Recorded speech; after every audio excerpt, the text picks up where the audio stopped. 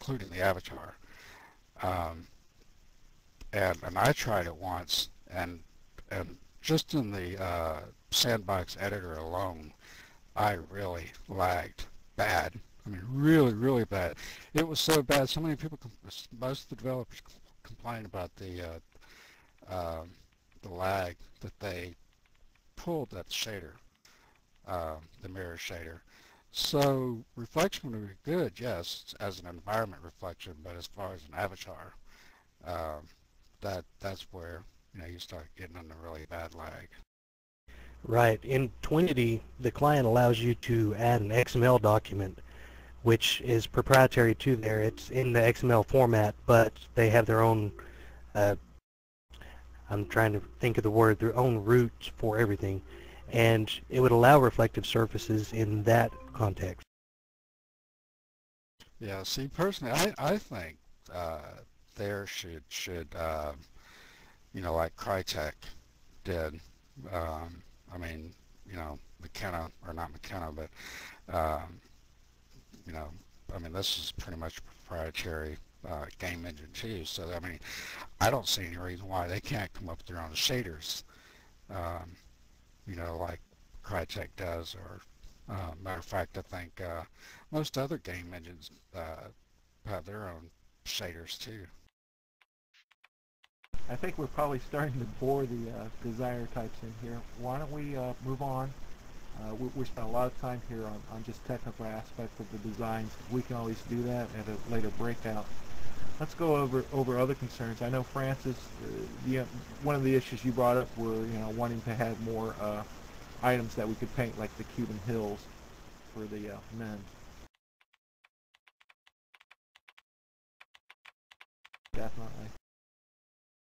So that's something there we'll pose. Now I'm keeping a few notes here. I'll try and summarize everything at the end too. Was there any other items that people felt should be accessible for painting?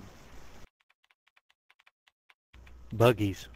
I mean, instead of just having the vehicles themselves, if Mike Wilson really is planning on doing stores, then to have a non-movable object that is the exact same model as the buggy, but without the driving nodes, things like that, then you could have someone go up to your shop, look at what they're going to be getting without a try it feature, and then click on it and click buy. Yeah, that's a good idea. We'll definitely put that on the list. Yeah, that would Exactly, like the mannequins. Wow, that's a great idea. Personally, I'd like to, and I know this has been asked for a long time, and in the developer chats before, but give us the ability to create our own land vehicles too. I think we should still push for that. That too, definitely. Real quick then on the buggies too. Um, didn't somebody release the model for the buggy hoverbike? I was wondering if we could take that and strip out the nodes and all. Maybe that could be used as a good static. It wouldn't be full size, but I guess actually a real size buggy would be nice. So then you could put a seat node in it, one of those anywhere seats, so somebody could at least get behind the wheel. There was a pretty close looking model over at the Coke store at one point, wasn't there? I mean, it wasn't, polygon for polygons perfect, but it looked like it was about 80% of a buggy. I think Next 3D did a buggy model, and it was useful for him when he was applying, say, shadowing on his paint job. He actually did do another model where I worked with him to swap out for like the what was it? One of the coupes. One of the coupes, really? Yeah, I gotta find that file. I worked with him. He did some. It was kind of funny at first because it was the one where you can change the hood and the wheels and everything, and so we had to work a little bit on that node to get it back down. But he actually worked a custom designed vehicle that I did a swap out. It would be real nice if we get some more specs for hover boats. I mean, we got a real nice tall spec for hover boat, but we don't really have one that's really long. It makes it hard to make aircraft, because then you have to scale everything back, and where do you hide the people? Something a little bit, sticks out more in the front would be good. And I'd love to see another round of props just to have, per se, more nodes. I can't make a suit of armor. Well, with 5 nodes, I can make sort of barbarian armor. How many nodes do you think you would need? For every movement at the joint. Probably have to have at least one on each arm, sort of a deal. Something for your head, chest. So 1, 2, 3, 4, 5, 6, 7, 8, maybe 9 at a minimum. Plus, if you want to have something in their hand, it'd be 10. For the buggy? Oh, no, nodes on a prop. Sorry. I was saying 12 would be a good round number. I was going to say, I think the buggy only has four nodes. Or no, 5, I'm sorry.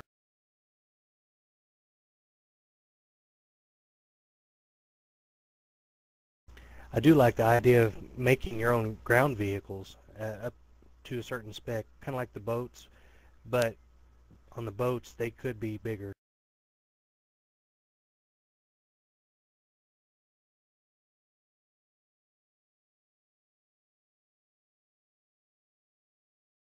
Or even, even if they didn't allow us to create, vehicles, maybe, we could present to Michael Wilson, hey, look, I have this vehicle that I would like you to, that I would like to donate to you, to put into there. Exactly, something like that would even help. Sign over the rights to McKenna on some specific items.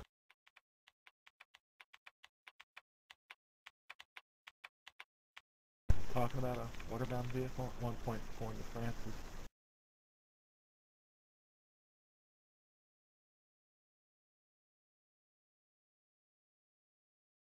Please welcome Joy of Life to the meeting. Hi, Joy. Welcome, Joy. We're used to that out of you.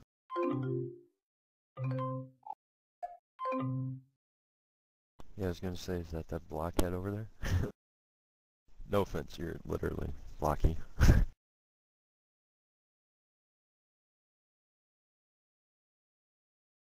Does anybody remember what Samson was saying about the new previewer?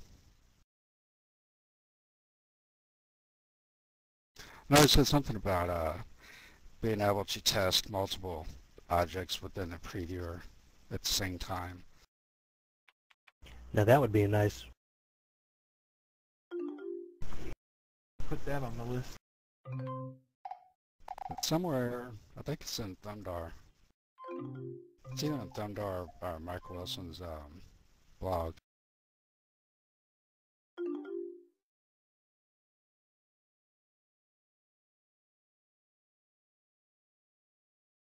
Personally, I'd like to see more of a sandbox editor.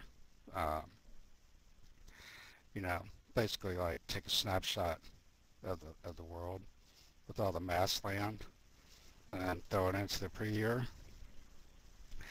And that way you can, test an object wherever. Well, they do have the developer lot. I wish we had more than 3 items to use in them now. Yeah, but those things are I mean, don't get me wrong, I like them. I mean, I'm glad they're here, but they're terrible at times. Yeah, they seem to be a pain. Well, wasn't they fairly new?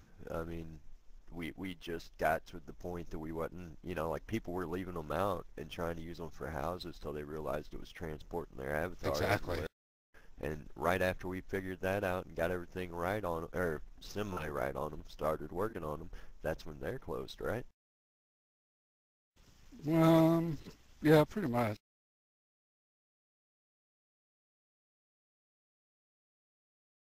Hi, Disky. Personally, I think they should have made it to where you had to be a developer in order to buy one, so you can only buy those in the developer program.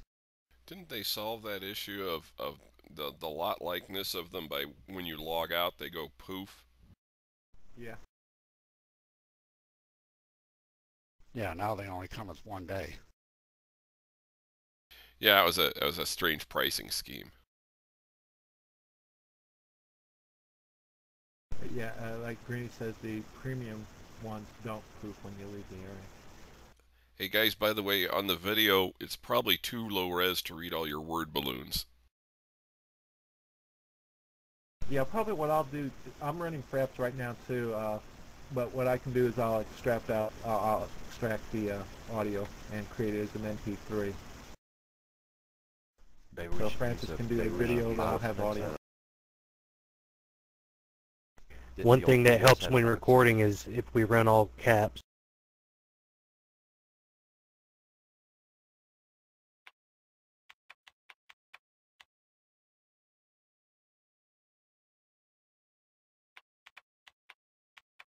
So what's the story? I know this isn't really developer related, but what's the story with University of there?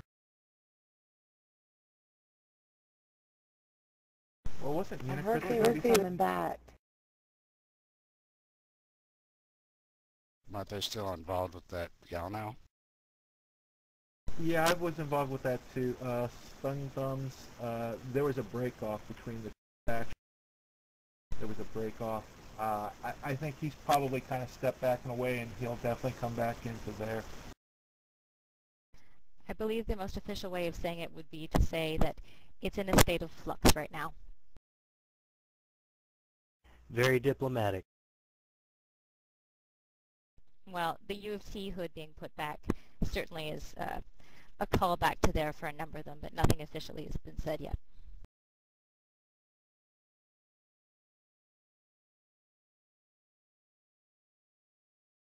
I'm still semi-affiliated with them and would very much like to step up my own involvement, and if everybody's okay with that, I'll go ahead with it, but if they're still wanting to have the same leadership role as they had before, that'd be great.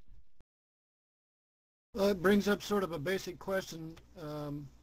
Like the MAB, you know, one would argue their actual effectiveness. They had no real power within the, you know, within the company, you know, McKenna. So they couldn't really change anything. They could address an agenda. They can say, hey, this is the kind of thing we'd like to have worked on, but nothing ever really happens unless somebody there approves it. And there wasn't any real liaison. I mean, I saw a lot of really good people try and make a difference, and nothing really happened. So I wonder if we come up with you know, some great points here, who's going to hear it? You know, is anybody going to act on it? Well, since I'm still semi-involved with thought them, the I other will take day. anything that's said directly to them. Well, there is strength in numbers, so hopefully that will be one of the things that will come out of this, is that, look, you know, here's a defined group of people who are definitely going to be important in the development and success of this place. Well, I had the idea the other day of like a developer MAB, I call it DAB. Yeah, we did that for years. They didn't tend to listen too much to us. We also tried to have Well, somebody see, the that- thing is to present, you know, our ideas to Michael Wilson. It has to be somebody that's very influential to Michael Wilson. No, you don't have to be influential. I mean, there was one of the things I remember at one of the meetings where the issue I had was the 2-minute limit for the try-its. It was like, if you had so much inventory and you're going through the old, you know, going through my things and all, by the time you get to the item, it would time out on you. So they were receptive, and that was instrumental in getting them to change it to a 5-minute try-it. So they will listen to what we have to say. It can always be in petition form too, if everyone signs it. Yeah, I don't think it ever come to that, but you never know. Well, I mean, everyone that approves of it, something like that, then he'll see, okay, all these developers, they think this would be a really good idea. Is this something we can implement fairly easily? Yes, no, okay, table it. Okay, I have to maintain that MAB was effectless. It wasn't that it wasn't a body of intellects that was elected each session, but okay, let's say, and this isn't an artist issue, but let's say, you know, they sell me T-bucks, but I can't give them back in order to do my $10 a month membership. I certainly have enough T-bucks to do that, but while they consider it legal tender, they're not accepting it as such. And so that would be an issue. Let's say we all signed a paper, you know, 200 of us, 1,000 of us, whatever. We signed a paper and say, hey, we'd like to be able to trade back in some of our T-bucks for our membership. Just because we all signed it doesn't mean they're going to accept it. Okay, Mike Wilson could just, you know, hey, I'm making money without all that, so the hell with it. So it begs the question: does this body of intellect have any real power? Well, the thing is, you have to present it in beneficial to him as well and the company. It's got to be a fine balance on just about everything. I think with the buyback, it'll definitely be one of those deals where it's $1,800 to buy a dollar's worth, and I'll buy them back from you at less than that. You know, so they'll make their cut that way. Yeah, I think he posted actually that he's got several ideas for, you know, that specific problem, but I do believe Oz had a different point. Nothing in writing yet as far as, you know, how we're setting up as a group or doing anything. Everything is open.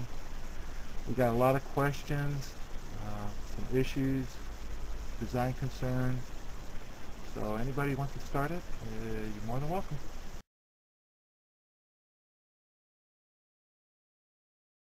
Well, All right, first I'll up, start. Has anybody heard what the actual new exporter will be? They said they're going to go back to 3ds Max 9, I believe, and Well, no, I nothing mean, beyond. we're getting a new exporter, so I'm just wondering what that is.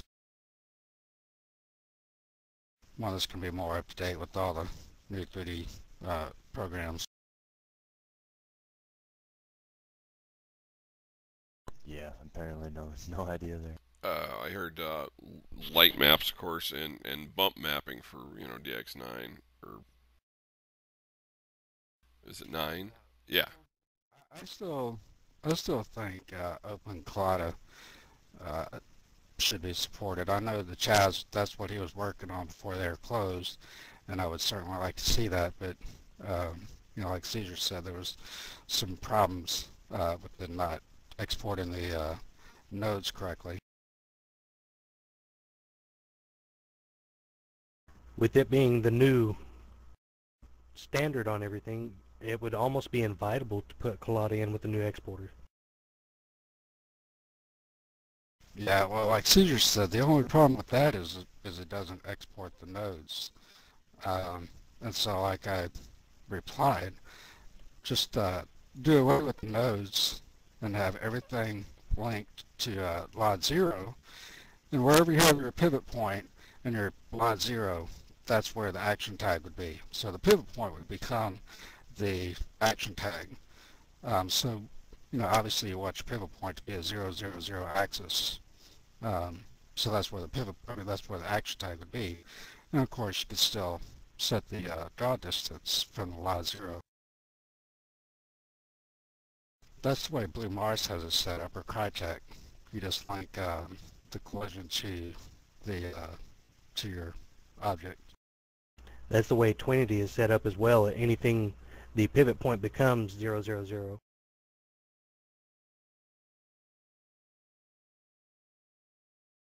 Right, but I don't know how it would work out here.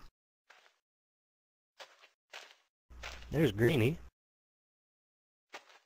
Fashionably late.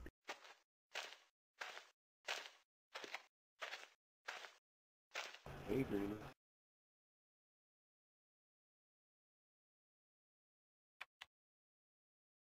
Hey, Greenie.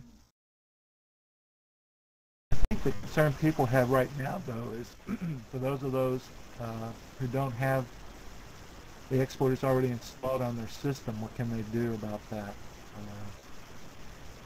Since they have to get it from, I guess, the builder kit. Yeah, you can only get it from the previewer. Personally, I don't see why Mark Wilson just doesn't go throw up a link for the style maker and the previewer just for testing, like I'm doing. You know, I mean, once we get the new export, obviously that's what I'm going to use. But just for right now, you know, just to have something to test with.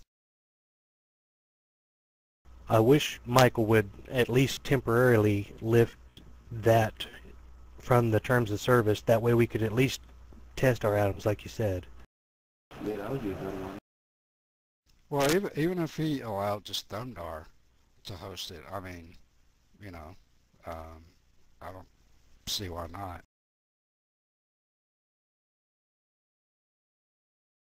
I mean, there's nothing wrong doing that, though.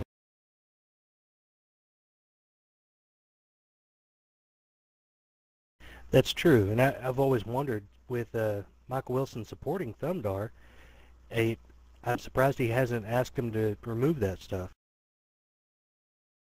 Third party or not?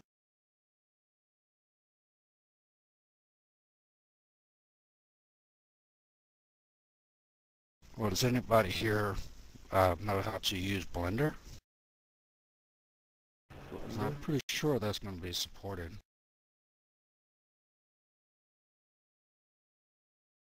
That's free, and it'll export out as Exactly. And from the sounds of Samson, it sounds like Gmax is not going to no longer be, well, the new exporter won't be supporting Gmax, obviously. You can use SketchUp if they get the Open Collada as the standard exporter also.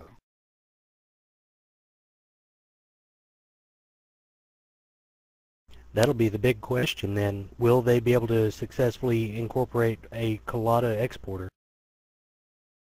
Well, like I said, I mean, I don't see any reason why not. I mean, you know, Samson did kind of mention the Collada. Like I said, Chaz was working on the Open Collada exporter before, but you know, obviously it wasn't done. I'm kind of thrilled that they said in one of those recent posts that we'll be able to use the old, exporter and maybe Gmax along with it. And I'm thinking, oh, cool. So, maybe some of my old models will still work right. Yeah, from the sounds of it, still be able to use the model exporter. all your existing models should work. Yeah, So the everything problem that's already is, submitted. I think the problem with using the model exporter is the model exporter does not support DirectX 9. The problem with converting from Gmax to 3ds Max was it broke the vertices, didn't it? Yeah, it breaks all the vertices if you export as 3ds.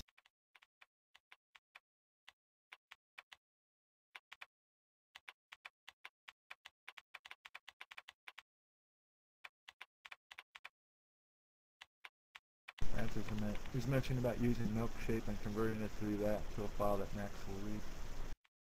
Oh, I see.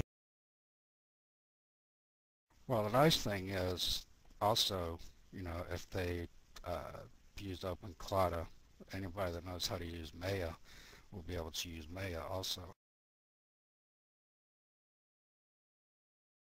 You say Maya, I say Maya. Right. Maya, same difference. I was thinking that was a sandwich condiment myself. I have a few friends from Blue Mars that used both.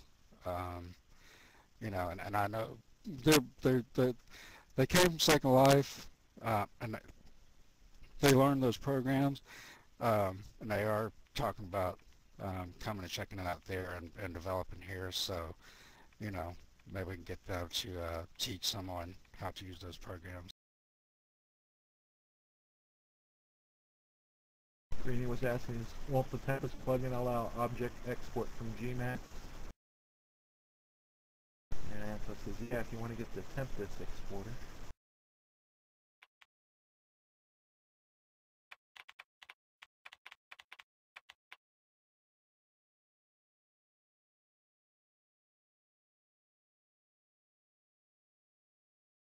Yeah, you know, but the thing about Gmax is Gmax is so limited as to what you can do. I mean, of course, you know, pretty much everything that you can do in there, you know, you can do in Gmax, but, um, you know, I personally, I think Blender would be a great option to use also. Right now, I don't think Gmax supports bump mapping either. Yes, Blender is free.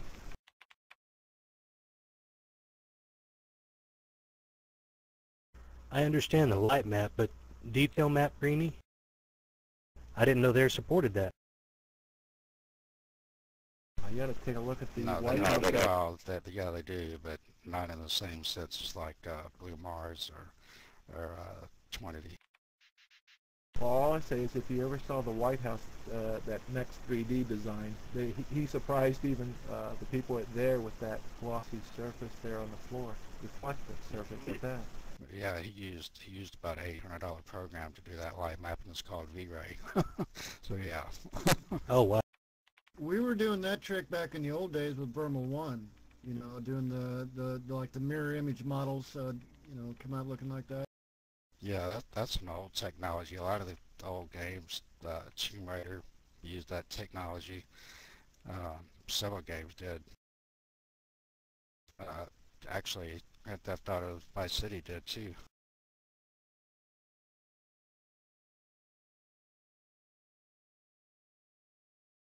Well, being the noob to all this, how does that happen? How does what happen? With the reflection mapping? Well, I don't know. I don't think DirectX 9 supports reflection like uh, DirectX 10 does.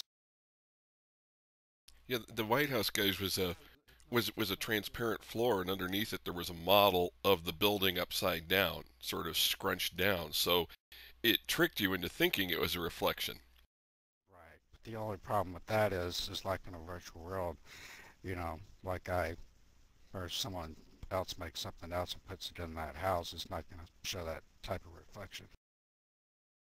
Oh, I see. Unless of course they specifically make it just for that particular object and mirror it.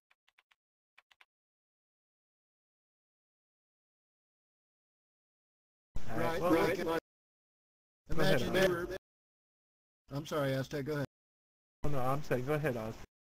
Imagine you were going to throw a pair of shoes on the floor. I'm just naming this as a bullshit object, but you would want to make a pair of shoes with a upside down, you know, reflective sort of version of those shoes, and then you could make special furniture and knickknacks like that, and it would all maintain the same, you know, mirror illusion.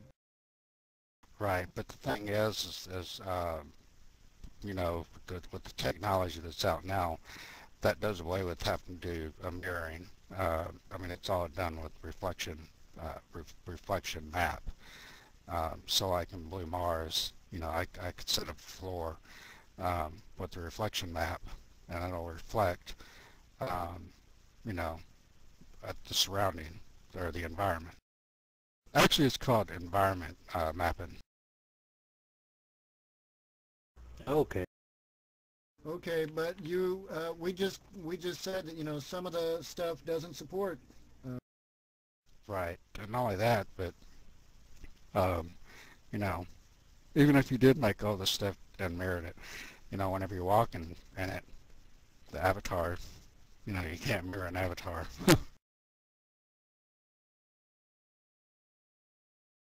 You I know, mean, it's a back in cool idea. Don't get me wrong, but you know, I mean, it has its downsides too. well, what you're talking about is a DirectX 9 function, is it not? Yeah, the environment mapping.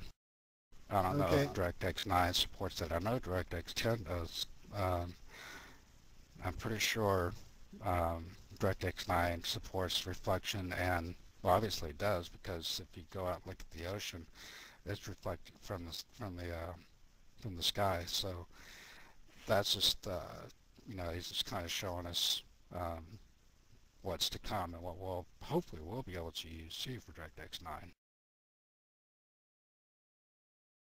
I'm not too thrilled with the way the clothing looks in DX9. If you guys actually, looked at highly detailed shirts and how pixelated they appear, it doesn't have the sort of anti-aliasing going on that we do in the DX8.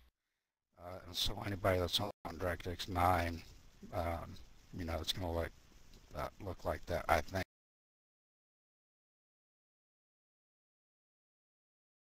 Or like the avatar eyes, so they have that shine or glow. You go in the tomb and Egypt, you can really see the eyes glow. Should try the Aero Lounge.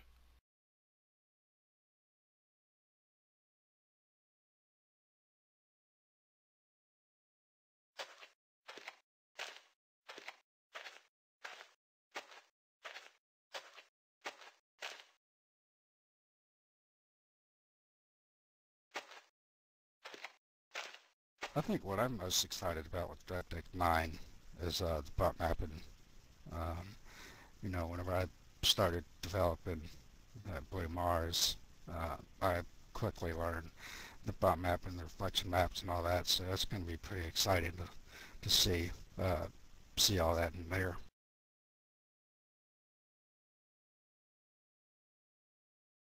Back in '95, I was using a virtual world program called Worlds, worlds.net. It's called Worlds Chat, and in there was one special room that you could go in, and you could see a reflection of your avatar. Now back then, avatars were a primitive thing. In fact, they were like 8-sided. You could call it an octagon with a texture on each one of them. But these are the same guys who, while they were doing WorldsNet there, they came out with Alpha World and started doing better avatars, different avatars. They were wooden sticks at the time. They grew up into the later technologies. But I'm saying that wasn't standardized. They weren't adhering to that was very much proprietary.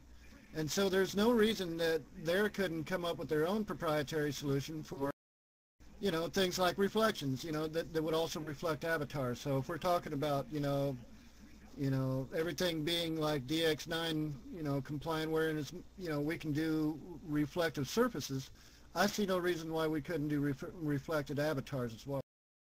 I mean, they were doing the problem with reflection of an avatar is that's pretty much like a mirror. And like in Blue Mars, they had a mirror shader where you could set up an actual mirror that would reflect everything. Had some ideas for us to be able to make real money.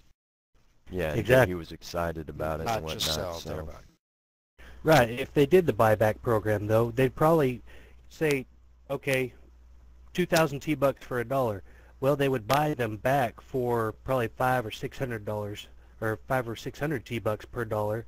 They still make their money. We still make a little bit, and it's all good. Well, personally, what I think would be cool is to maybe when you're actually listing an item, you would have the choice of either selling as T-bucks or as real cash. So in order to buy something with real cash, you'd have to have a PayPal account. It can be dangerous. Yeah, there's a lot of potential for exploitation there, and there wouldn't make much money that way. The other problem he had too is they had a lot of look, my credit card was stolen and somebody spent all this money for it, and I want it back. Yep, and by that point, the T-bucks had already been distributed out to other people. Yeah, you got a point there. Yeah, the I know resellers one. already said they had a problem with that, and they were kind of taking the bullet for there in that respect. So Well, Michael Wilson said most of the chargebacks were the kids that were causing all the chargebacks. Most of them. There are some that have been here for a long time that are adults, and there's 2 I know of that were banned for that because they made a mistake.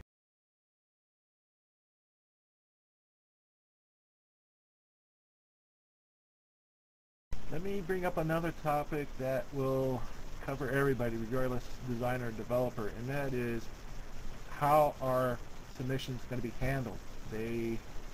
We're talking about peer review because now the head count's not going to be there. There's not going to be somebody dedicated for that. And then the question then came up also in that with model texture theft, or texture theft, how to handle for that. So what do we think about how submissions should be approved? Well, I think as far as tech... Makura said it, I mean, she put it very plain. IMVU does that, and she pretty much explained the problems over at IMVU. She said that's a bad idea all the way around. Please don't bring that here. What was the bad idea? I missed her post. That submissions would be reviewed by fellow designers and thumbs up or thumbs down whether it could be submitted. And I mean, as soon as I read that, I even pointed out, the scenario as to what can happen.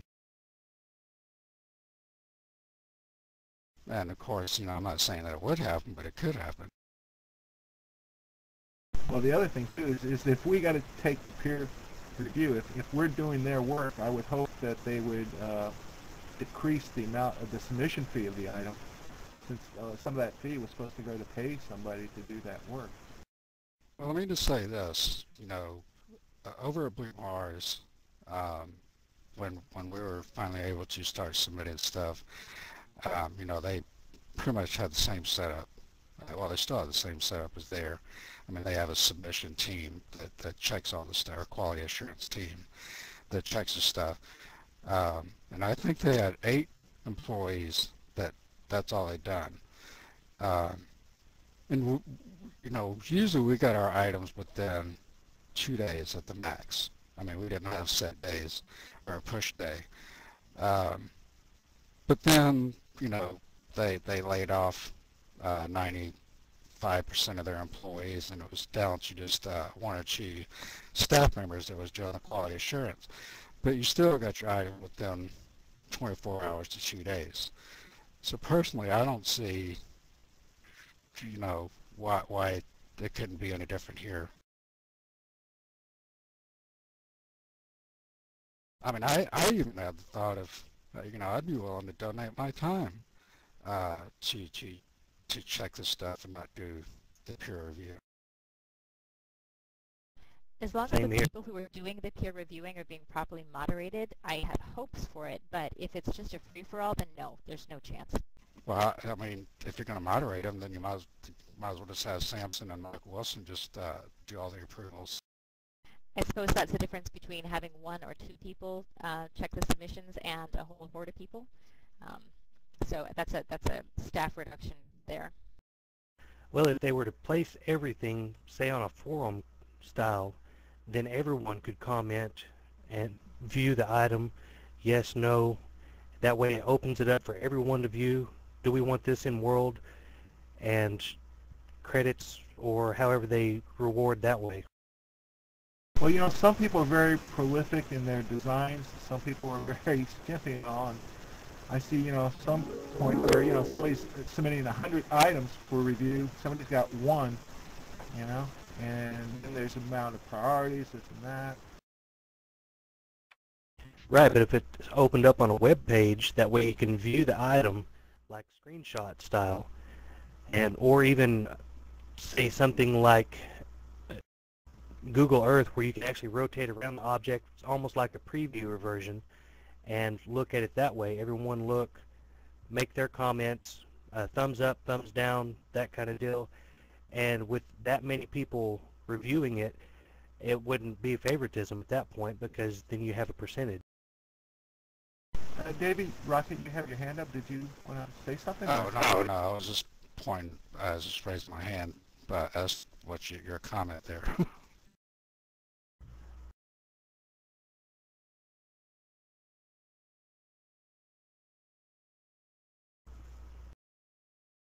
Well, if they do peer review, then I don't know if it's going to be a deal with, free for all. If you want to review, you join, or if there should be a process that you should go through to get qualified to be a reviewer. I agree. It's because not everyone's going to have the same skills on that. It's like some of us are not, especially me, I have no idea as far as your textures, things like that. I wouldn't have a clue whether it would be texture theft or not. Exactly. Not only that, but and I pointed this out the very first time I saw it. But let's say so-and-so developer just submit something, and it just so happens there's another developer that doesn't like him and knows it's his, and so he rejects it. Well, right. That's why if you have a large group or the mass, then it eliminates that issue, but it opens up more. I mean, the review should just, it's not that we're looking at the quality of your work or we find an error in your design. I mean, if you made a mistake, I'm not there to catch that. I'm just there to see if your textures is all right. And as far as policing, I think as designers and developers, we do a pretty good job of policing what's out there in the market. I had noticed at one point somebody evidently had designed a club hover buggy that was using Jinx Karma's hoverboat, and I guess the only reason it ever came to light was because somebody was selling one in the auction.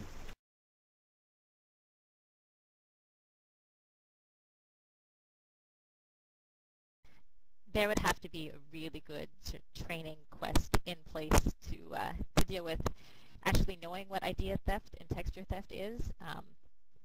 That would just be awful if somebody said, oh, I'm sorry, there's been a black bikini put in before. Yours is a black bikini as well. Clearly you've stolen this. Well, there's also, speaking of copyright infringement and texture theft and all that or whatever, staff had the software to be able to check and see whether something, a picture was taken off the web or whatever. They would have to release that software to the reviewers.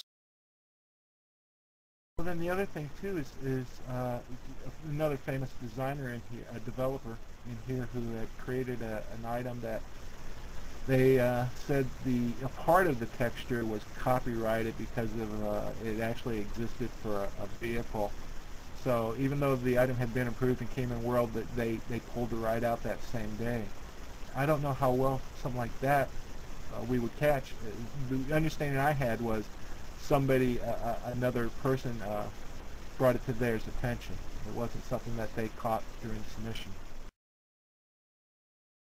Yeah, they can take it down later if they catch something like that.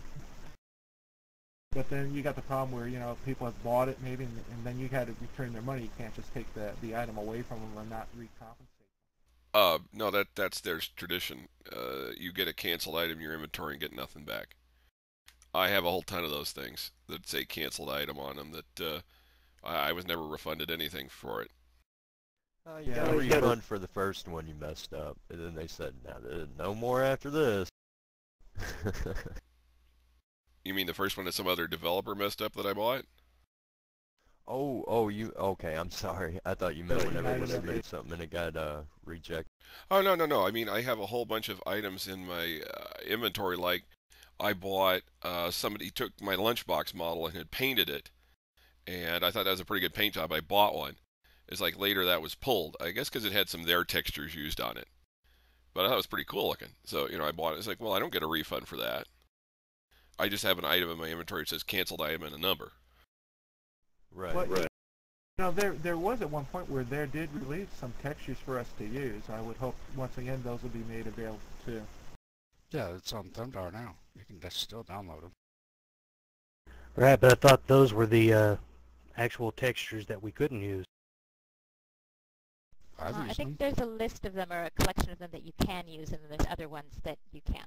They're two different. Right. I downloaded from Thumbdar. I used in the old there. I never got any rejections.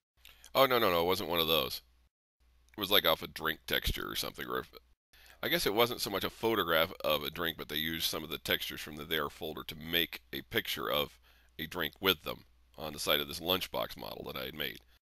They submitted that, and when they pulled the item, it didn't give any refunds for it. So I have a whole bunch of these canceled things over the years by other developers that no longer work.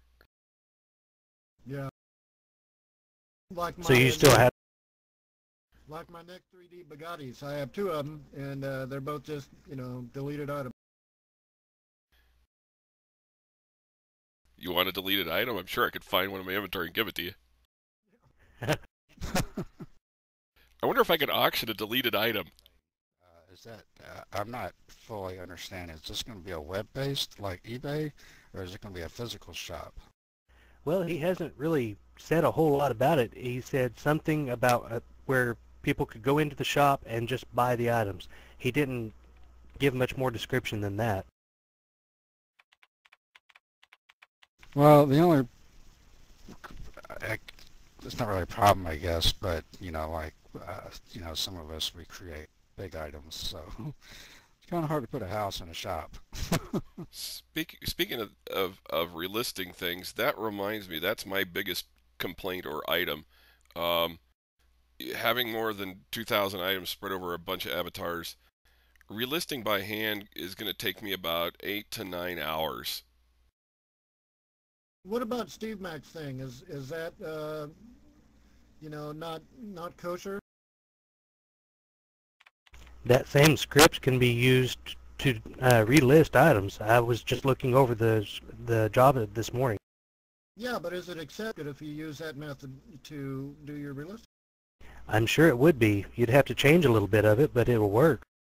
Well, if memory serves me right, one night we ran into Sonny, or Sunblock, and I asked him about Jinx Explorer and asked him if he would still support it, or if he would make it work for the nude there, and he said he would.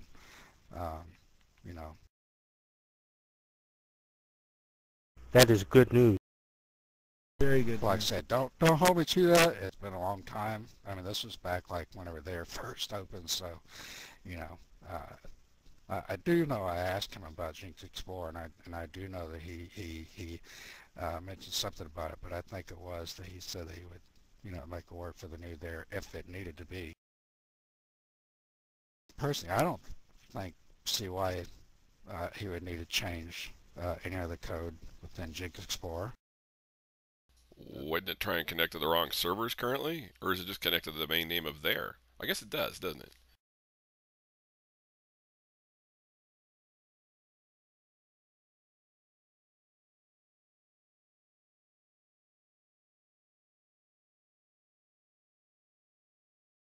Michael Wilson commented on Thumbdars about that it was programmed in a different language than what they could use or something like that. Pascal. That they had even thought about approaching him on incorporating that. Oh, did he? It was written Yeah, in so Turbo Pascal. something about the developer relisting was done in Python, and Jinx Explorer is done in Pascal.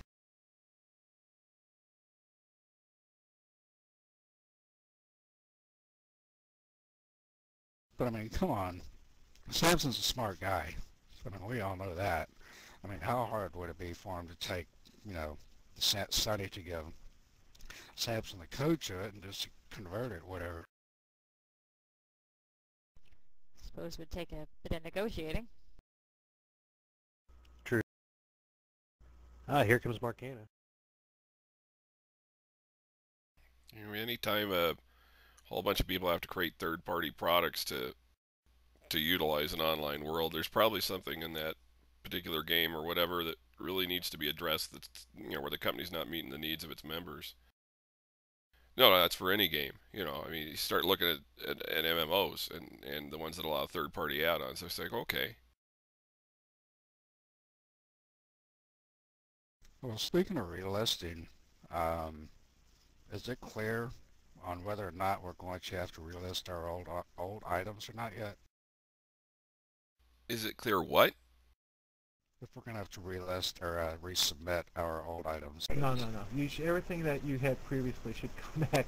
Hopefully, knock on wood, once they get the testing done for that. So, no, you will not have to resubmit, from what I understand. You won't have to resubmit, but you will have to relist them in your office. Relist, right. Well, See, my thing is, Michael Wilson said, no, we won't have to resubmit. Sampson says you might have to. So, you know, we really don't know, I guess. That would be Hopefully very that is the same cautionary sort of wording that they were using for the hoods, and those seem to be working quite well. Personally, I listen to Sampson more than I do Michael Wilson whenever it comes to technical stuff.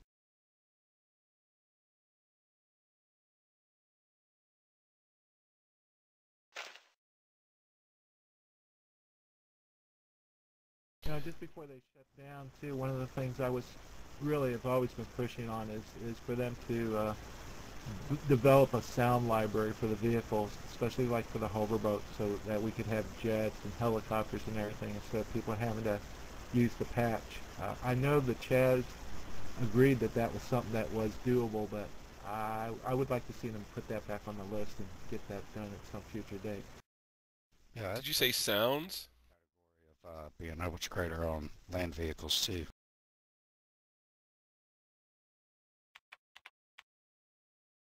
Yeah. Let me make note about the migrate the submissions. That'll be an issue. Back to the shop subject. Joy and I have both been talking and thought about all the developers being in one spot. That way it would attract more attention instead of an end user going from place to place to place to place to look. We were going to invite everybody to Sin City here to develop or to create like a developer mall, but in a neighborhood fashion. Well, there kind of already has that now with their Orleans. Oh, that's true. I miss my village marketplace lot. That was a really cool mall. Yeah, and then there was also the Wonderland Mall that was set up on the side. Actually, once again, this is something I mentioned to Plain Havoc. That the idea for creating the MART system was actually to tie together all separate merchant passes into a network. So hopefully that once anybody came across one, they could tie into the whole network. There's a I mean, couple like Davey of said, some people have big houses and big structures that wouldn't be conducive to being placed into a neighborhood lot. Okay, so let's say they do implement the physical shop. Would it be so like you have an action tag that the buyer would see, and so they can click on it and say buy this or view an auctions or? I would be happy if they would just have like an ability for clicking on a tag and getting all the listings for that designer, to see everything for that designer. Just give me a clickable interactive sign with your design logo, whatever you want, Aztec redesigns. You click on it and then you can see all my listings. Yeah, well, speaking of that, as far as like with the auction pages, multiple drop houses or 3 objects that require the same thing. I'm sure most of us has submitted stuff like that before, and somebody doesn't know any better, so they buy one of the objects without buying the others, and so, it's like, well, what do I do with this?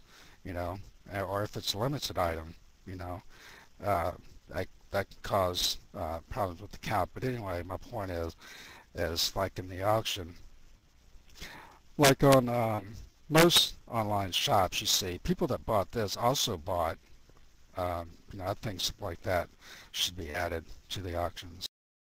Well, that's a great idea. Yeah, but then also too, as a designer or developer, you should always make note in the comments, hey, 1 of 3 or right. The thing is, a lot of them don't even read the comments. That's the other problem. Yeah, you guys have no idea how many times I'll sell something. It says, for their house or their, what do you call those, porta homes? Yeah, and they'll call me up. And it's like, 3 in the morning. I just happen to be on, and it's like the IME. It's like, hey, this thing will not drop. Yeah, well, it's not a PAS item. Interior, what's up with that? Yeah, we'll get a lot of that once we get reopened to newbies. Guys, Yeah, I'd that's true. I'd like to bring up an issue, and I wonder, if again, if we have any power to persuade the powers that be. But okay, since I do a lot of builds, I do a lot of enormous neighborhood builds and stuff like that. Whenever you manipulate an object, you can use all three axes, X, Y, and Z. But as far as orienting the object, you only have pitch. Even in the ancient, Trapper, we had pitch, roll, and yaw. We could turn it any way we wanted. Yeah, and spinning would be a very useful node if we could actually spin something and just, instead of just animating it as if it were spinning. Those two things would be horribly useful, especially in a more modern 3D world like this. I think we ought to have, pitch, roll, and yaw. I think we ought to have at least a spin movement node. So, I mean, is there any way we can have any influence on that? That would probably take a lot to implement on their behalf because of it's so built into the engine here. Well, but there's other virtual worlds that support it. I'm pretty sure Second Life, I know Second Life does. I know Blue Mars doesn't. Twinity does support that, and there are issues with it. However, I'm not sure if the game engine they run this on is capable of it without a lot of overhaul. We were doing it back in the day on a renderer that weighed less than 2 megs. I was doing this back in 90-6. In Vermal 1. Certainly that could be implemented here. Yeah, it might take a few egghead hours, but isn't that worth that? I mean, don't we want that? Yeah, I would love that.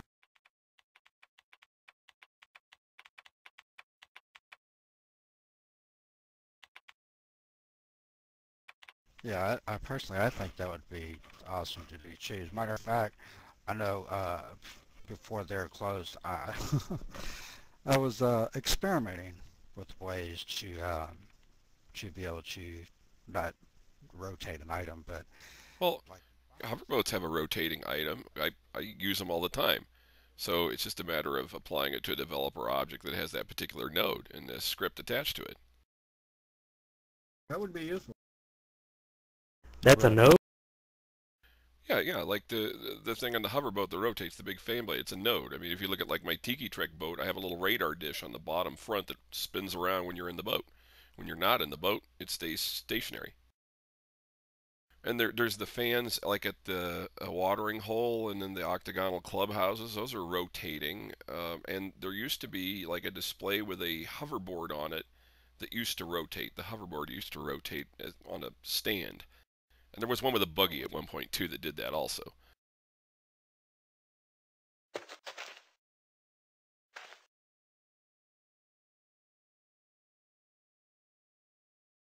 Okay, so I have another question. Um, with the Chaz gone now, I mean, do we really need like a developer manager like the Chaz was now?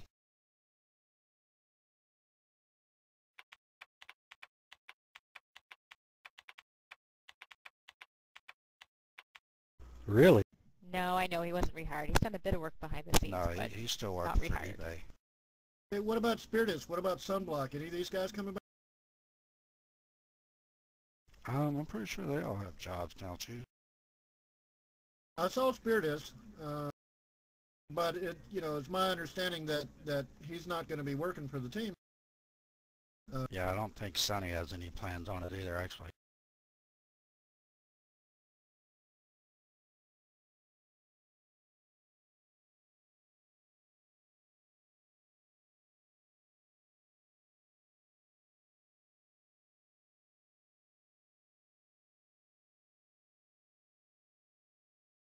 Yeah, actually what he said was that if he could get Warren, he would grab him in a heartbeat.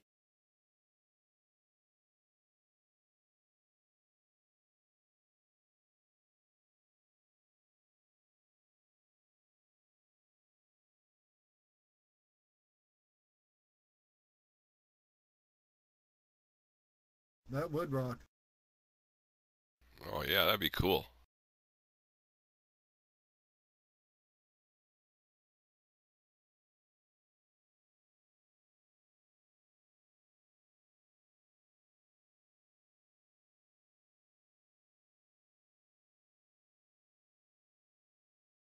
For those of you listening on MP3, this is the dull part of the episode. They're typing really loudly. You just can't hear it, people. Bang the keys harder. That's okay. Any second I'll start selling swampland and Second Life to you guys. Sweet. Well, something else I would like to see also, two things actually, is bigger objects, bigger than 80, well, not really 80 meters, but 80 by 80 by 80 at least, with higher poly count and vertex count limit. Well, I think the problem that they restricted that was because it draws so much on the resources. So, I mean, we were lucky to get the 80 by 80 by 8. Well, couldn't we have, you know, one that was tall and not wide? You know, so like 8 by 80 by 80. 80 by Or at 80 least by 80 by 80 by 40. 40 at least 40 high would be good enough. Maybe have a collision mesh that's real small so that people aren't running into it, you know, or something. Well, one of the problems we have here is, I love to quote Cool Hand Luke, is a failure to communicate. And what's going on is somebody will have trouble rendering some stuff, and they'll call up there and say lag. Okay, that maybe they didn't have a great internet connection, maybe they don't have a very good video card, but no, they call up there and they say lag, and their answer to that is to reduce the range of visibility.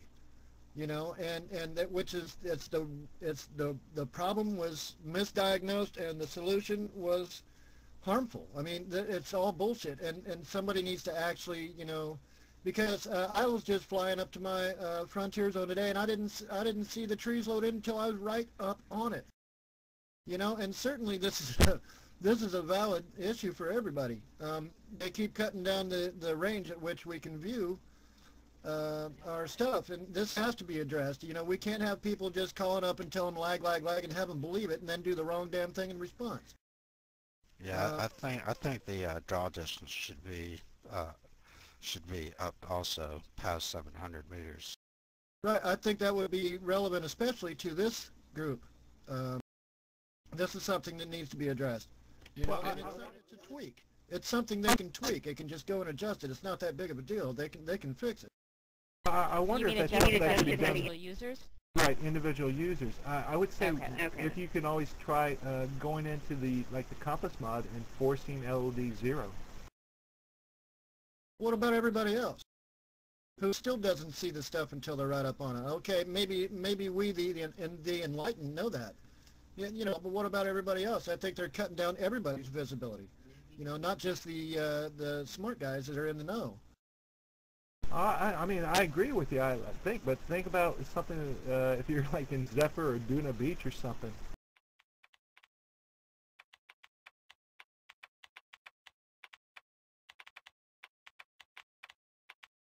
I mean, you just get so overwhelmed with all that stuff. Well, let me just say this, you know, coming from Blue Mars, you know, they really don't have any limits, period. I mean, well, the biggest texture size you can actually use on an object is 4096, which they strongly don't recommend, but, you know, they say 2048. You know, size limit, there is no size limit. Matter of fact, I know right now I got 2 shop buildings right now in my city that are 100 centimeters, no, 1,000 centimeters. So yeah, 1,000 centimeters by 8,000 centimeters, something like that. 10,000 centimeters, I can't remember, but it's a lot bigger than what they would allow. And you know, it doesn't cause any more lag in Blue Mars than, you know, than it would in here. But I wonder what engine they're using for the Crycheck 2 actually. I mean, you got to realize their technology is, you know, pretty old. You know, back around 2000. So. Crycheck 2? No, their engine. What we're yeah. running on here is pretty old. You know, 10 years or more. That's fine. I like it here just fine. Yeah, one good thing Well, about you the know, bare personally, stuff. I think it'd be nice if we could at least just test it, just to see, if we got a 100 meter by 100 meter by 100 meter object, um, you know, but with, say a 512 by 512 uh, textures, just to see how it goes, if we Was just what wasn't the reason for the not wanting to make larger objects actually the collision mesh more than anything else? And that wasn't the size of the object. as to where someone else is not, and it's just all depends on the computer that you have, the memory that you have, the graphics card that you have. So there's really no way that, um, you can make it work for everybody. I'd like a little less doubling if we could. If we could all give a little extra effort to not walking all over our. For instance, I'd very much like to hear what Francis Seven was saying, and I think we ought to try a little harder not to double over each other. Oh, I was just saying. Oh, sorry. I'm sorry, Francis, go ahead. I was just saying that I seem to recall them mentioning in a bunch of these developer meetings that the problem wasn't the size of the object, it was the physics trying to render the collision mesh of the object. So I mean, if we actually asked for a class object, it was like, 100 by 100 by 100, but didn't have a collision mesh, say, for making some, I don't know, some kind of frickin' gigantic huge sign that would annoy the heck out of everybody, which is exactly what I want to do. But making a big sign, you could just fly through it. Well, if you could fly through it, it probably wouldn't be that much of an issue anyway, for most people, or drive through it. Yeah, and when you went to places, it would drop right down to the ground, so you'd have to raise it. There's no collision. Well, you maybe one triangle on the bottom upside down to keep it from falling. Well, the thing is, I mean, you know, if you have 100 by 100 by 100 and it's really high detail, uh, of course the collision poly count had to be really low. So, I mean, it could still be 100 by 100 by 100, but just split it up, say like if it's a building. So you have an exterior and you have an interior, and so the interior would be separate with its own collision, and the exterior would have its own collision. And I mean, you can make the poly count low enough. All right, moving on to another subject here. It looks like their priorities are such that they want to open up there to new members before they get the developer designer program running again. And I'm kind of worried about that. I don't mind if there's just a little bit of difference between, when they start bringing in new members and when they get us working again, but I'll be really concerned if they bring in new members and it's, months or so and we're still not having sales. Yeah, exactly. Well, hopefully they'll at least get our developer portfolios hooked up again.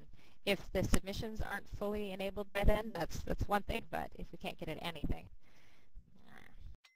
Well, see, Michael Wilson knows he's losing money by not allowing us to relist our items also, or submit new stuff too. So, I mean, he even said that. It would be strange to have new people come in and not be able to buy anything besides shop clothing, really. Yeah, see all the overpriced items in auctions. I The problem doubt. with waiting until the developer system is completely open is there's been a lot of complaints about the world not being full enough, and really the newbies and the people who were at basic level weren't really willing to be diehards like us. They filled up the world a lot. They made it seem a lot more alive. So it's a toss-up what you really want. Do you want the world to be more alive and have nothing in it, or do you want the world to have lots in it and die? I'd like for it to come alive and stay alive, not come really alive for 10 minutes and fall flat on its face. Exactly. I mean, if that means we gotta wait a little while longer for the world to be a little more empty, I guess that, that's one of those demons you gotta choose. But, I mean, to bring them in and charge them $20 for a house, not to mention the cost of the paths and the submission, or I'm sorry, the subscription and all that, I don't know, I think that'd probably scare them away, They're not attached to this game at all. Nah, it's a rock and a hard place. Hopefully they get it all together pretty quick. I mean, open it up and developer all within the same week or 2 weeks at the most. if they keep working on them in tandem, like he seems to be doing with the developer program and hoods, that's got some actual promise to it. Exactly.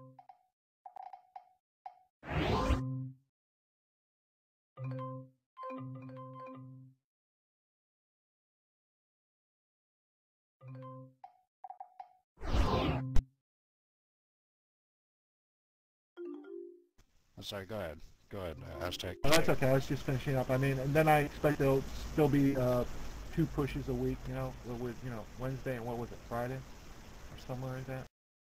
Yeah, I think at first, it's pretty much going to be Samson, Bruce, and Michael Wilson doing all the approvals until they come up with the plan.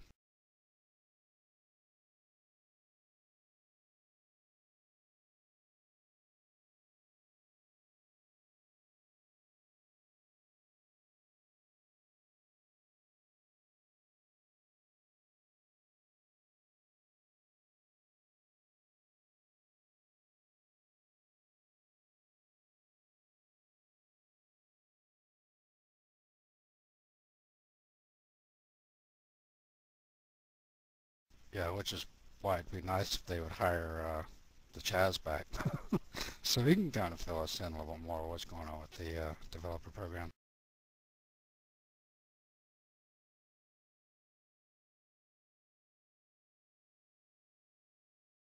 Well, having been on the DAB before, what would be the incentive for any one of us to really want to be on it?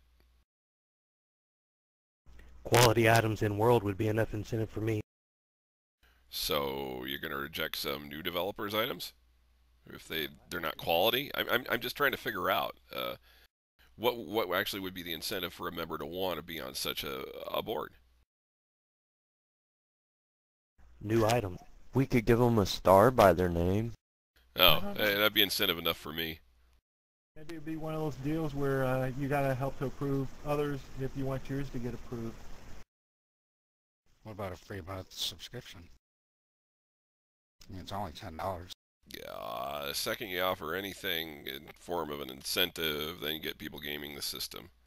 Yeah.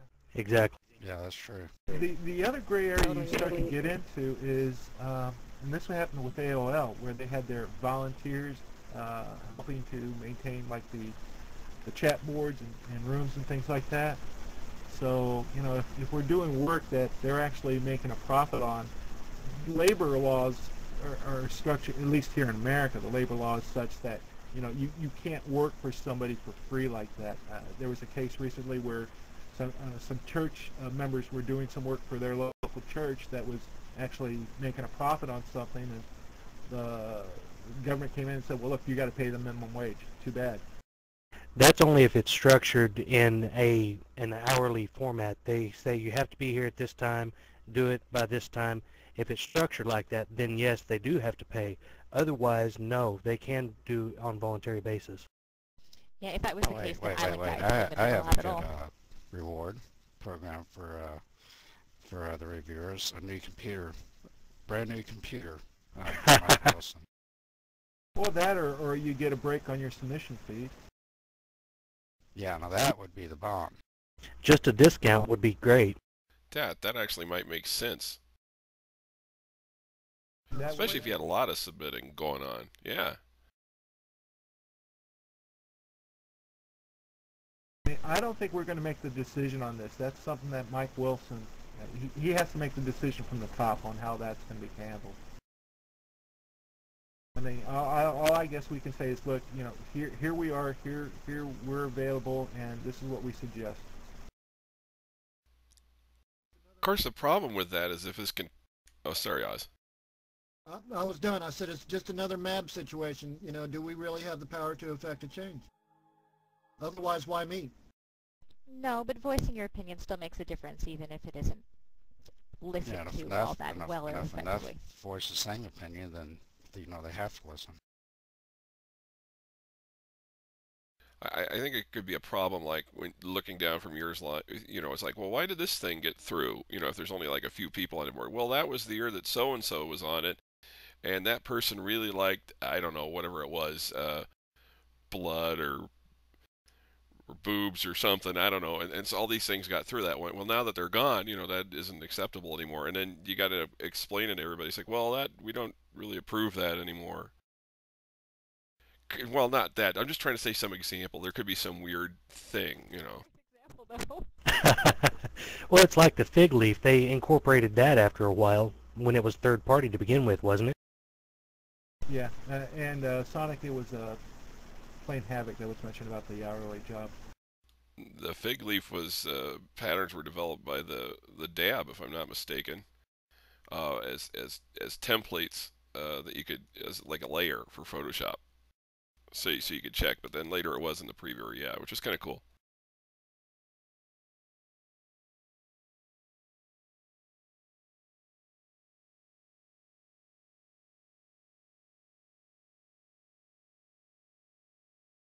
Oh yeah, there was that little box-like program. Yeah.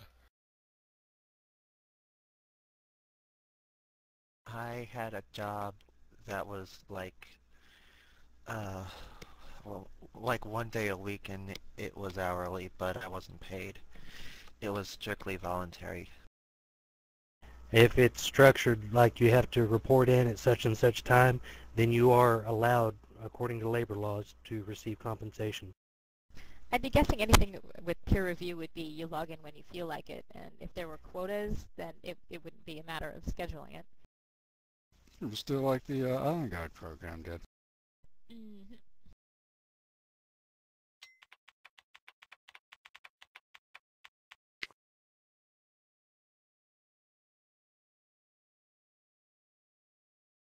I'm sure that's probably another program they'll get started up. So yeah, let's put that on our list about Island Guide, restarting that program. Well, I can tell you right now, Josie has no plans of coming back.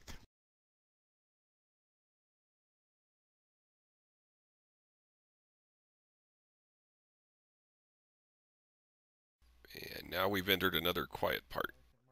Sammy's suggesting here, why not have a report me button that just allows free submissions, open submissions, and then have a peer group review those items that get reported. That might be a problem, especially if, there was the one situation where the one designer made the objects that once they were assembled became a giant phallic structure. But when you looked at them what individually, one is that? yeah, I don't want to drop the person's name, but the person developed a set of items that when you assembled them created a giant phallic type structure.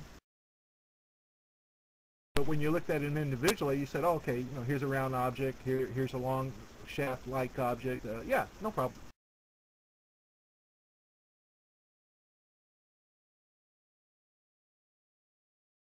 There's one of those beach-colored tubes in auctions right now, or was the other day. Test, test, test. Okay, anybody sees them, take a pic and please link it to me. Who was asking? Is that sewed? Oh, okay. If you want to know who the designer was, I'll tell you later. Okay. It was me. Excellent. Hey, Aztec. Yeah, I very much would like it if somebody, whoever represents this group of ours, would bring up the draw distance issue. I'd like to see if even that could get, attention, resolution. Is it a hood issue, Oz, with like you're coming up on your hood and you can't see it till you're right there, or is it a PAS issue? Which is it? It's a frontier zone, actually, but isn't this prevalent everywhere you go? Yes. I can see the houses on the island across from us. Damn, what sector are you in? Right next to you?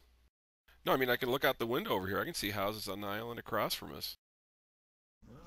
Yeah, I see them. Perhaps it's a localized issue, but there's still a lot of places where we ought to be able to see more. Oh, yeah. Something about things not, the LOD not popping up unless you'd actually been there, and once you'd been there once and it had loaded in, then you'd be able to see it properly the next time. Anybody have a link? What link are we looking for? to the blog or Thumbdars forums or something.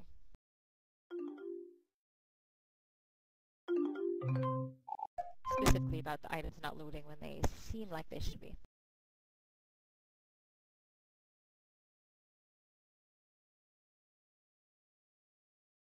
Yeah, just remember to do the Control-Shift-L before you do the local host thing.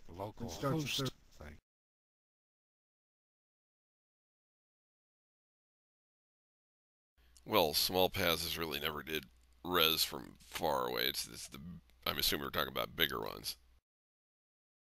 This is a frontier zone that's been there forever, specifically Stedman, and I should be able to see stuff in that from quite a ways, and I had to be right up on it. And this is most definitely stuff that I've rendered before, so that's not the issue that Swade was addressing.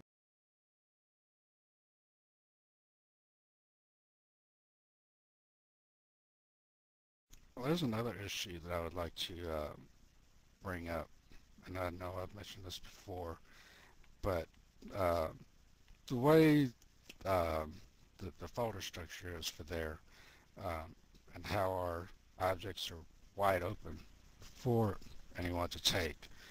You know, I mean, I've made the suggestion before to somehow have it to where when you load an item, a brand new item, it all gets zipped into one folder. I mean, Blue Mars does it, most games does it. You know, I don't see why there can't do it. You're talking about a lot of recoding. I don't think that's going to happen. Well, they did invent the pack technology a year or so ago that basically sends a whole lot of resources as one package. It helps keep your hard drive fragmentation down. And they said eventually that would be applied to the developer items as well, although I'm not sure how they had planned on doing that before they're closed, because what if you decide to pull an item, you know? Maybe you just pull access to it. But that would be really cool, because if all of our stuff was in one, you know, file, and that was this week's push or this day's push, it'd be a lot easier for everybody to download and have it. And they'd have to package everything that exists. Right now, you only load things as you encounter them. Right, but it would be the packs that they developed for like localized villages. This village was going to have a pack, and this village was going to have a pack, and this area was going to have a pack. But for developer items, yeah, it mean if you saw somebody's shirt, instead of downloading just the one shirt, it would download the whole pack. So they talked about using it. I think it'd be cool. Yeah, like I said, Blue Mars does it. I mean, you know, but the thing is, you know, even if you don't do that, somebody smarter is going to come along and figure out a way to you know, to be able to get into that folder or file, and if they really, really wanted it.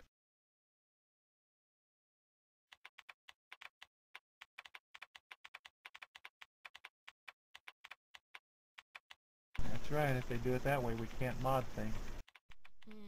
No DDS swapping. I don't like it. In-world trials would be broken then. Voting against it. Well, hopefully, you know, now that we have to pay to play, you know, maybe hopefully that'll, you know, and plus, you know, kids, no more kids here. We won't see theft here anymore. Yeah, we will. Hopefully not. Well, Yeah, it'll I'm still sure we happen. will, but hopefully not. It'll cut down on some of the lame ones at least. Well, look how many fewer people are here at this meeting and say the last developer meeting. What was that, Francis?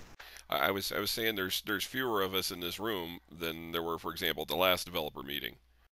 So fewer problems.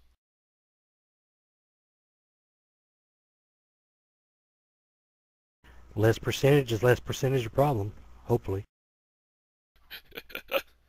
He doesn't know me too well, does he? Aztec, I appreciate you inviting me. I got some stuff I need to go do. I would like to see any one of these issues addressed. I don't know if that's actually going to happen. I don't think it is, but I'm not being a pessimist, more of a realist. I remember the map, so I would like it if any one of you proved me wrong. You know, I hope any one of these issues are taken up and addressed, resolved, any of that. But I have my doubts. Well, I just wanted to point out real quick also that if anybody would like to see the potential that there could look like, if anybody has ever played Grand Theft Auto 4 or can get access to it, or if you don't have access to it or can't get access to it, just do a YouTube search for Grand Theft Auto 4 and just look.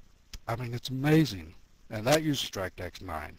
So pretty much what Grand Theft Auto 4, the technology they use, could be done here. So that'd be a good reference point. What you have a problem there. See, with Grand Theft Auto 4, you have all the artwork you need right there, where the machine that renders it is. And with this, well, no, I'm just talking about as far as the developer, and like with mapping and reflections and all that. You know, the capability that we'll have. All right. Okay.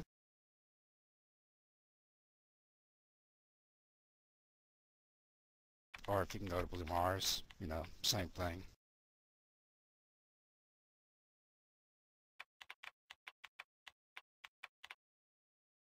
I've been trying to scribble down some notes as we've gone through here, and now I'm trying to read my writing. But let me go through a few things here. Start wrapping up here. We had questions about the exporters, about Gmax, Collada, Blender, 3ds, what they'll give us for that, what we can use. There was also questions about the TOS, the terms of service, and sharing the existing old there files.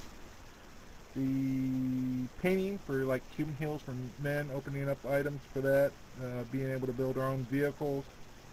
Props, we would like to have more nodes, maybe 9 to 12 or so. Problems with developer lots, we talked about that. We talked about University of There coming back, and I'm sure that that would be a program there for aid to designers and developers. We covered a lot of ground here trying to figure out what we're going to do as far as submissions, how things are going to get approved. We have the concern about the relisting the items. We definitely want the Jinx Explorer back functional. The question of if we will have to resubmit our existing designs or not, we would like to get an answer on that. Creation of a sound library for vehicles would be nice. That's something in the future. We also would like something better dimensions on the 80 by 80. You know, give us a taller rather than wider or some such. See if we can get some with that.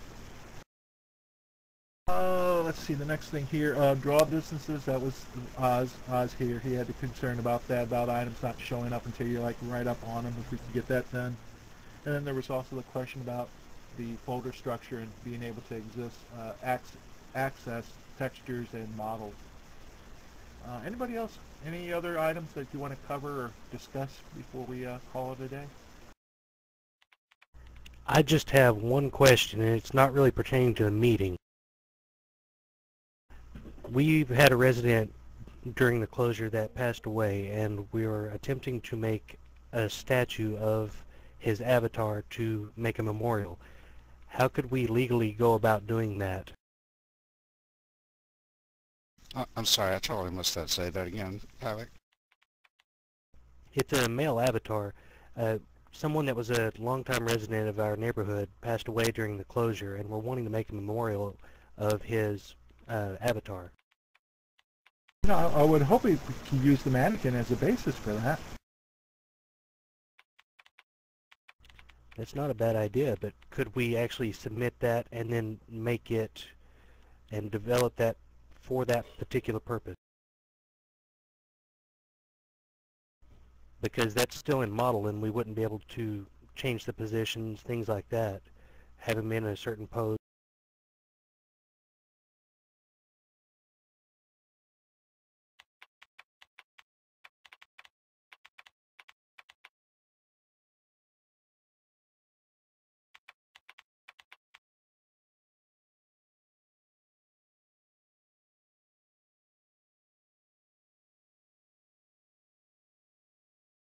Good, I don't want to type. I haven't seen Marissa back, but her lot is back at the U of T, which sort of suggests she hasn't used any of those.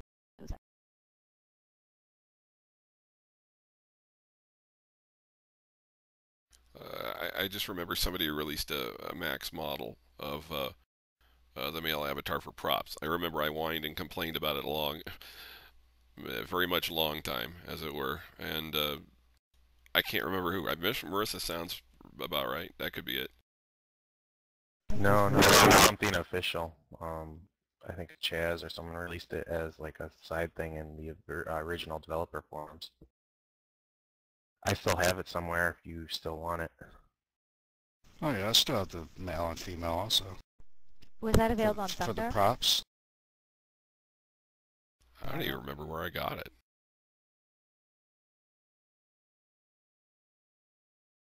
I thought it was something we downloaded. It was on the downloads from there itself. Yeah, it was the props that came with the avatar model with all the nodes. You know, real quick, that reminds me of something too. Francis, I don't ever remember when they came out with the interactive sign capability. Was that something that came out right at the end? I must have... Yeah, about what last 3 or 4 weeks there was around. When they released the props. It was pretty cool because I think I only made like about 7 different signs, but I really got into making signs that last month. And my last developer object was a sign. It was like 14.7 to submit the interactive sign. You gotta really want to be interactive. By multi-mode, I mean like, you know hover buggies, right? Well, Right. well, what if there was a way to make it so when they were on land, they behaved as if they were a regular buggy? And they only,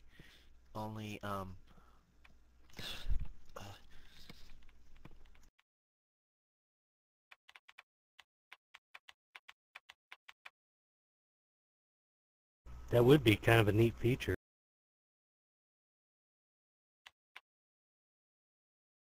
The neat thing about Next3D's buggy model was that when he was done, you know, painting it, you know, doing shadow and stuff like that, he was able to unwrap it and then apply that texture to a real buggy that he submitted and stuff like that. It's a really nice effect. It would be nice if we could do that with everything. Mannequins, you know, you know, if we were able to use that technique and unwrap the texture and apply it to a real world object. Okay, I have a question for Francis right quick on props.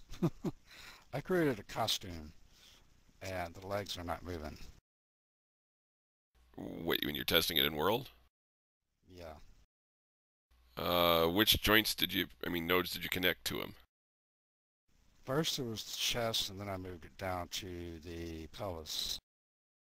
The pelvis is sort of like the base object. It doesn't really move per se, except if you jump up and down. So maybe attaching them to the upper leg nodes or something. That's like the pelvis is what you want to do if you're doing like a skirt or something. Right. So just attach it to one of the legs. What actually is it? It's a I can't remember. Gumby. It's a Gumby costume. Oh, lower leg probably. Fairly big things. Yeah, lower legs. Well, a Gumby-like costume, but not the feet. You don't want to attach it to the feet because then when your ankles bend, they'll do something funny. But whatever the one right above the ankle foot one is. Okay, I'll check that out. But the arms won't move regardless, right?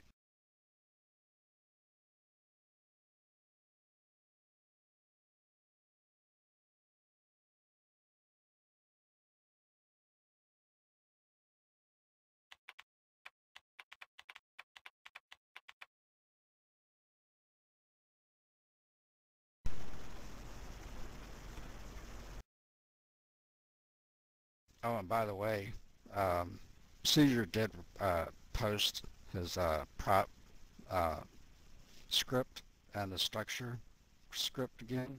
on his website for testing props in world, and it's basically like switching out objects. Which I never would have been able to make all those things without it.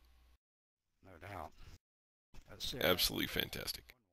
A while back, if he could make that same script with the props, and he was asking me all these technical questions, I'm like, I don't know, you know. But you know, luckily Caesar came back out with it.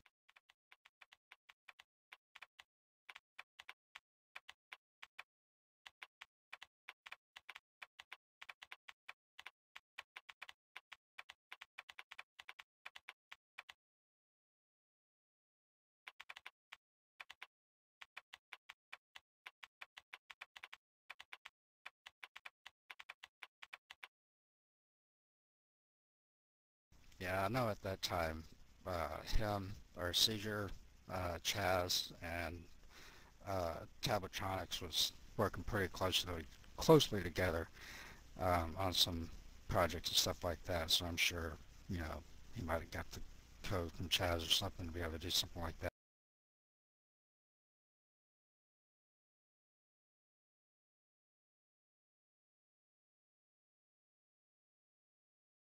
All right, well, let's wrap it up. It's getting late there. Do we want to plan on maybe meeting again in a month or when? I don't know. It works good.